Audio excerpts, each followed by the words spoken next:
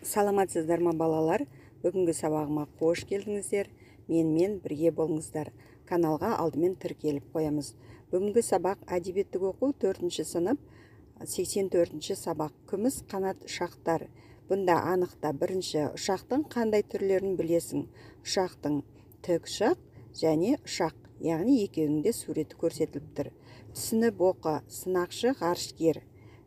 Тоқтар имтихандардың бәрінен сүрінбей өтіп, сынақшы ұшқыштар мектебіне қабылданғанда балаша қуанды. 2 жылдың ішінде әртүрлі бірнеше ұшақты меңгеріп, бұл мектепті де өте жақсы бітіріп шықты. Тоқтардың алғырлығын бағалай білген басшылар оны өзі қызметті атқарып жүрген жердегі конструкторлық тәжірибе бюросына шақырды. Сынақшы ұшқыш әдетте ұшақтың әр тетігін айқын сезінуі тиіс. Онсыз қай жерінде кінәрат барын анықтау мүмкін емес қой. Бірде ол көк жүзінде самғап келе жатып, ұшқыр ұшағының өз салмағынан ауырлап зіл тартқанын аңдады. Жерде бақылап отырғандардың ақаудың қауіпті екеніне көздері жетті. Олар Тоқтарға парашютпен секіруге бұйрық береді. Мұндайда сынақшы ұшқыштың бірер секундтың ішінде өз еркімен шешім қабылдауға қақысы бар. Ал одан кешіксе ұшқыш аман қалу мүмкіндігінен толық айырылады.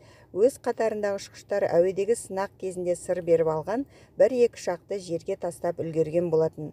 Неге екені белгісіз, ендігі кезек өзінікі сияқты көріне бастаған. Не қылса да күдігі алдамапты. Ізін баққан қауіп ақыры қапыдан килікті. Ол жерге жер оған қарсы ғаламат жылдамдықпен зымырады. Өміріне қауіп төнгенін сезіп, ажалдан құтқарар тетікке ұмтыла беріп, қолын кейін тартып алды. Қас қағым сәтте шешім қабылдау оңайға түскен жоқ. Көк құрыштай жап-жаңа ұшақты обалсынды деуде ақылға қонбас. Өмірі қыл үстінде тұрғанда елден ерек ерлік жасауды көксе қоймағаны да анық. Бірақ қалайда машинаны құтқарудың амалын іздеді. Оны тапты да. Тоқтар темір сұңқарын аман-есен қондырғаннан кейін не жайында ойлағанын білесіз бе?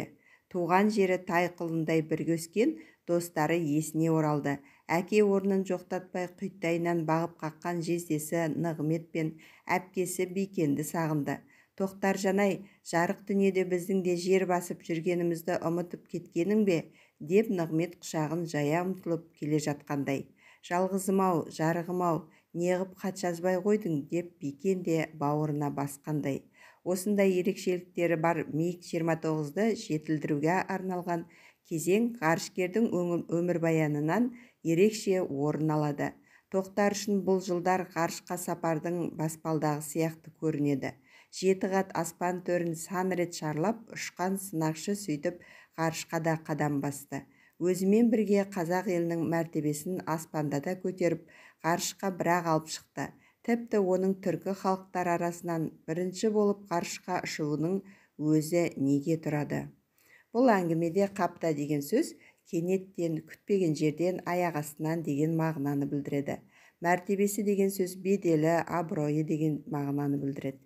Екінші, мәтіннен сынақшы ұшқыш болудың қиындығы суреттелген бөлігін тауып оқы. Сынақшы ұшқыш әдетте ұшақтың әр тетігін айқын сезінуі тиіс. Онсыз қай жерінде кінәрат барын анықтау мүмкін емес қой. Бірде ол көк жүзінде самғап келе жатып, ұшқыр ұшағының өз салмағынан ауырлап зіл тартқанын аңдады. Жерде бақылап отырғандардың ақаудың қауіпті екенін көздері жетті. Олар Тоқтарға парашютпен секіруге бұйрық берді. Мұндайда сынақшы ұшқыштың бірер секундтың ішінде өз еркімен шешім қабылдауға қақысы бар. Ал одан кешіксе ұшқыш аман қалу мүмкіндігінен толық айырылады. Үшінші, Тоқтар басына түскен қиындықты қалай жеңе білді? Тоқтар басына түскен қиындықты сабырлықпен, ерлікпен, батырлықпен шеше білді. Төртінші, кейіпкер қиындыққа қарсы тұра білуі дегенді қалай түсіндіреді? Кейіпкер қиындыққа қарсы тұру ол сабырлықпен, қорықпай, еркін, батырлықпен жеңе білу. Берілген жұмысты, тапсырманы соңына шейін аяқтап істеп, елдің міндетін ақтау. Салыстыр. Бесінші, өз болжауыңды мәтіндегі ұшқыштың сезімдерімен салыстыр. Алтыншы, сендерге Тоқтардың бойындағы қандай қасиеттер ұнайды?